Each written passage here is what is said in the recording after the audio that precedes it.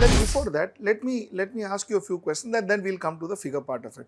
You see, uh, all said and done, when this entire game started, especially near Lok Sabha, when we were looking at assembly, in fact, a lot of us, and all of us actually, we were very clear. In fact, I remember a very senior BJP leader coming and telling me that, Lok Sabha we will get good seats, but assembly we may fail this time.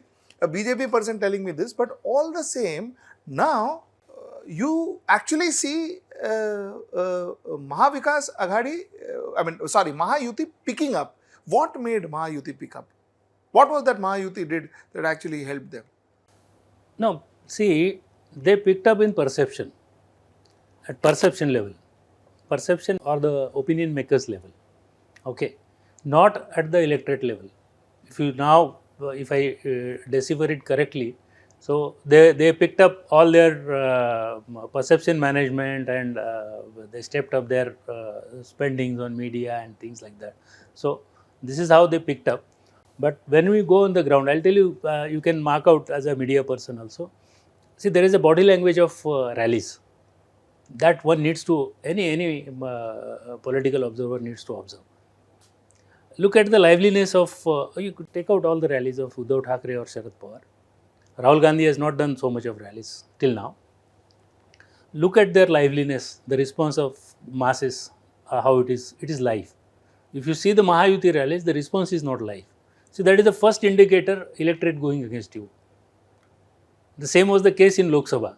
If you see Narendra Modi, Amit Shah and all BJP stalwarts rallies during Lok Sabha also, they did not get the hysteric response from the audiences for their statements or whatever headlines that they were speaking to and whatever the commitments they were making to.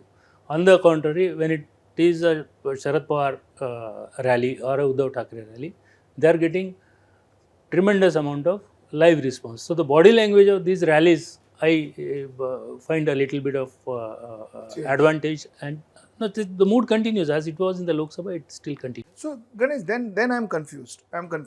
You're saying if the mood continues, then it should be a one-side victory for Maha Vikas Aghadi. Because the mood continues and people are against Maha Yuti, people are against BJP, people are against Shinde Shiv Sena. Okay, then if it is not, and you are saying it is neck to neck, so how is it? I mean, yeah, I'll tell you. It's dichotomy, isn't it?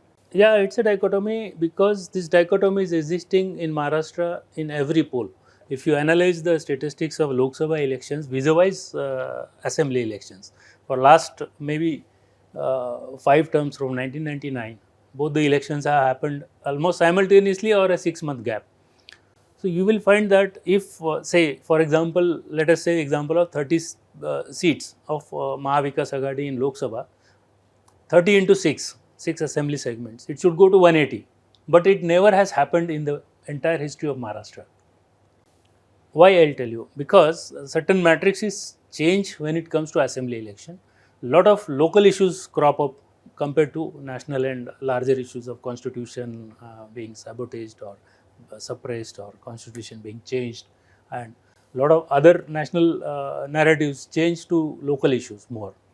And it's more of a personal rapport of the particular candidate that comes into play more than the larger issues here. Okay, so that is why you see this differentiator always there in the Lok Sabha seats as well as when you compare Lok Sabha seats vis-a-vis assembly seats. More than that, this time what has happened is earlier there were only 4 major parties and there are smaller allies like PWP and Ambedkar, Vanchit Aghadi and things like that. This time those 4 parties have been split into 6. So all 6 have some presence in every constituency. So the hotly contested seats, number of hotly contested seats, every time it used to be like close to 30 or 40. In Lok Sabha, it used to be 4 or 5 seats, which are very hotly contested. Till last round of the result, you are not able to make out who is going to win.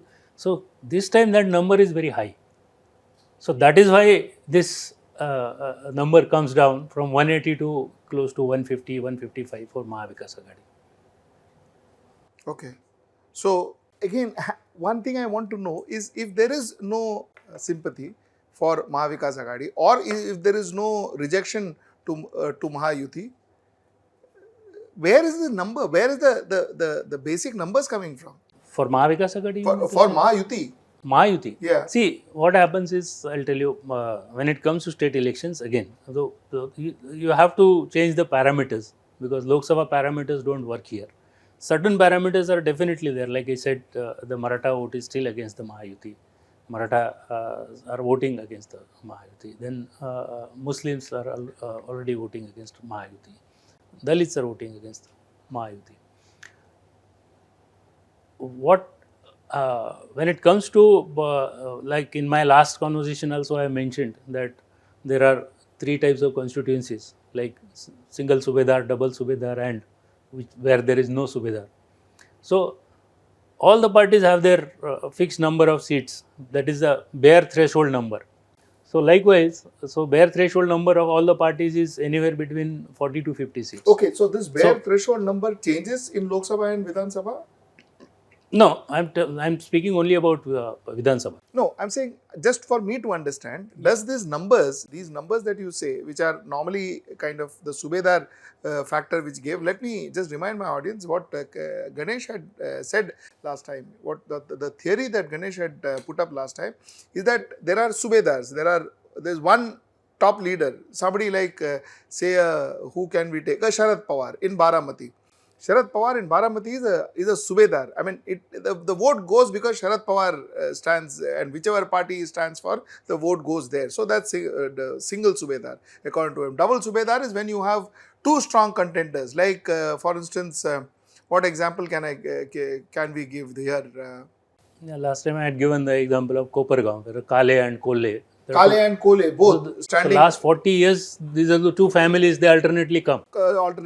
So there are that is double Subedar he spoke about. So what you are saying is single Subedar gives that particular political party a number of assured seats. This is what the scene is. Now coming back to my question. Does this Subedar theory exist in assembly elections only, or does it also happen in the Lok Sabha? No, it mostly is in the assembly elections, because Maharashtra politics, if you see, it is assembly centric more than parliamentary centric compared to North Indian states. Okay. Because here not many people have Delhi aspirations. They have aspirations only up to the state level. So this phenomena exists more and it is more visible for assembly elections and less visible in the Lok Sabha, because the larger issues, and they're not much bothered about who is becoming an MP or who is not.